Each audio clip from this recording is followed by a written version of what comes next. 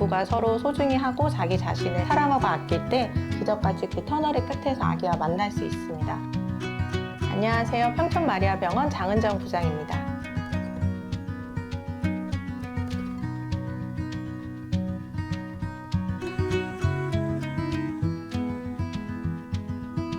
반복 착상 실패는 체외수정 시술 시 질 좋은 배아를 이식했음에도 불구하고 연속적으로 임신이 안 되는 경우를 얘기를 합니다. 통상적으로 연구나 건강보험 기준에서는 3회 이상 임신이 실패한 경우를 반복 착상 실패라고 보고 있습니다.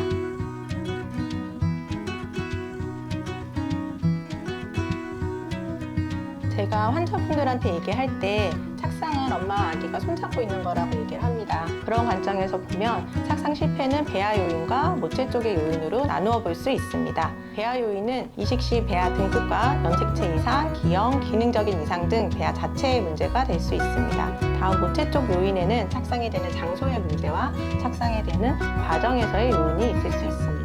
착상이 되는 장소의 문제로는 해부학적인 이상, 즉 자궁의 기형이나 용종, 유착 등이 있을 수 있고 기능적으로 만성적인 염증이 있는 경우들이 문제가 될 수 있습니다. 다음은 착상이 되는 과정에서의 요인으로 첫 번째는 면역 요인입니다.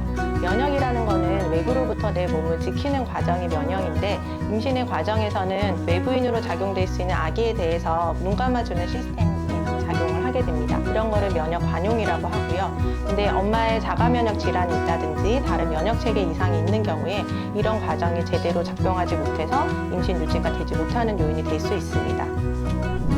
두 번째는 혈전 이상, 쉽게 이야기해 혈액순환 장애입니다. 혈전 성향의 위험도가 높거나 또는 혈전이 생겼을 때 없애주는 시스템에 문제가 생긴 경우에 혈액순환 장애가 돼서 착상이 실패하는 요인이 될 수 있습니다.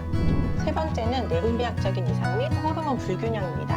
갑상선 호르몬 이상을 초래하는 갑상선 질환이나 조절되지 않는 당뇨병, 고프로라틴 혈증 등이 직간접적으로 착상을 방해하는 요소가 될 수 있습니다.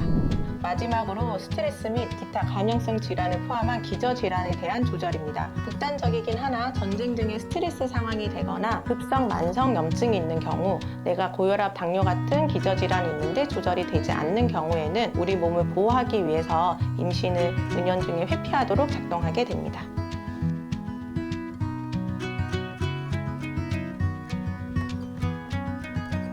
배아 요인에 대한 검사로는 많은 부분이 제한적입니다. 현재로서 가능한 부분은 부부 염색체 검사와 배아의 착상 전 유전 진단을 위한 PGD, PGTA 검사가 있습니다.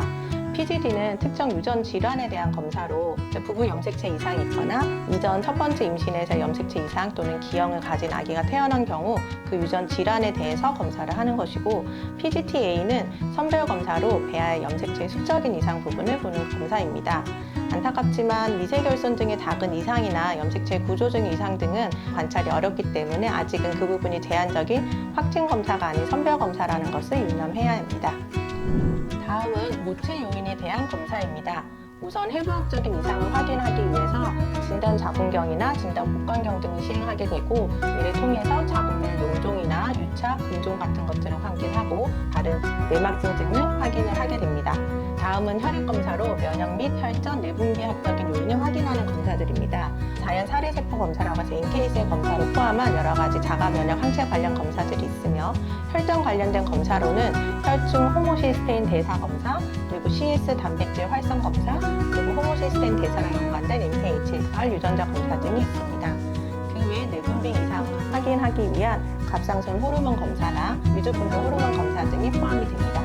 다음으로 임플란테이션 윈도우라고 해서 착상이 되는 시기를 맞추기 위한 노력들과 관련된 검사들이 있습니다. ERA 검사로 최근에 내막 수용성 검사라는 것이 있고 좀 더 발전해서 ERA 검사할 때 자궁 내 만성 감염균과 질내 유익균, 유해균을 검사하는 ERA 트리오 검사도 있습니다.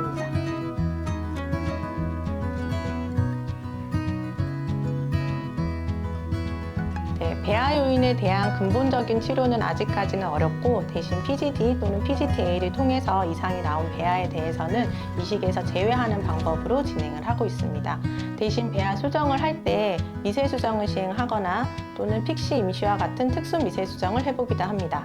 배아를 키우는 배양에게 여러 성장 인자들을 추가하기도 하고 배양 환경을 위해서 배아 관찰경이나 진동 배양 활성 같은 좋은 배양 환경을 제공하는 등 좀 더 질 좋은 배아를 만들도록 연구실에서 노력을 합니다. 다음 모체 요인에 대한 치료로 우선 해부학적인 요인에 대해서 앞서 진단 자궁경과 진단 복관경을 통해서 이상 병변이 발견된 경우에 가능한 부분은 제거, 교정을 시행하고 진단 자궁경을 할 때 내막 자궁술 등을 통해서 채취한 조직 검사를 통해서 만성 염증 등이 확인된 경우 항생제 치료 등을 시행할 수 있습니다. 다음으로 면역 이상이 있는 경우는 면역 글로불린 주사나 스테로이드 제제, 인트라 리피드와 같은 홍주사라고 많이들 얘기하는 면역 치료 성분을 치료를 고려할 수 있고요. 항인지질 항체 증후군이나 혈전 이상이 있는 경우는 어린이용 아스피린이나 혈전용의 주사 같은 혈액순환 개선을 위한 치료를 시행할 수 있습니다. 호모시스테인 증가가 있는 경우 이거를 제거하기 위한 고용량 엽산 및 비타민 B군의 복용을 권유합니다. 이와 관련된 anti-HFR 유전자 이상이 있는 경우는 일반 엽산이 아닌 활성형 엽산으로 교체 복용을 하도록 권하고 있습니다. 그 외에 내막 수용성 검사 등을 통해 확인된 날짜에 맞춰서 이식을 시행하거나 또는 퇴친날 시행한 호르몬 레벨에서 이상 소견이 있거나 호르몬 균형이 안 맞는 경우에는 당해 이식은 미루고 동결해놨다가 다음 주에 동결배아 이식으로 전략적으로 진행하기도 합니다. 마지막으로 만성적인 스트레스 관리와 갑상선 당뇨 같은 기저질환 관리를 통해 기본적으로 건강한 컨디션을 유지하시도록 하는 것이 중요할 것 같습니다.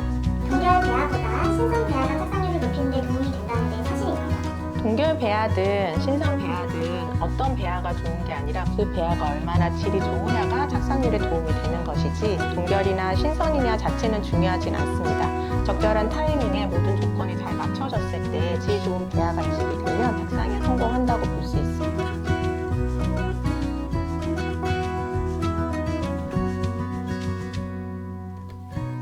네, 할 수 있습니다. 제가 환자분들한테 항상 얘기하는데 세상에 절대는 없습니다. 예전에는 불임이라고 표현했는데 요즘에는 난임이라고 표현을 하듯이 절대 안 되는 것이 아니라 어려운 것이지 언젠가는 임신을 꼭 하실 수 있습니다. 하나, 둘, 셋. 난임 치료의 과정은 단거리가 아닌 장거리 마라톤과 같다고 말씀을 드립니다. 삶의 중심이 임신이 되는 순간 그 끝없는 터널에 갇힌 기분이 되실 수 있습니다. 두 부부가 서로 소중히 하고 자기 자신을 사랑하고 아낄 때 기적같이 그 터널의 끝에서 아기와 만날 수 있습니다. 저희는 늘 그 기적의 순간에 함께 하기를 기원합니다.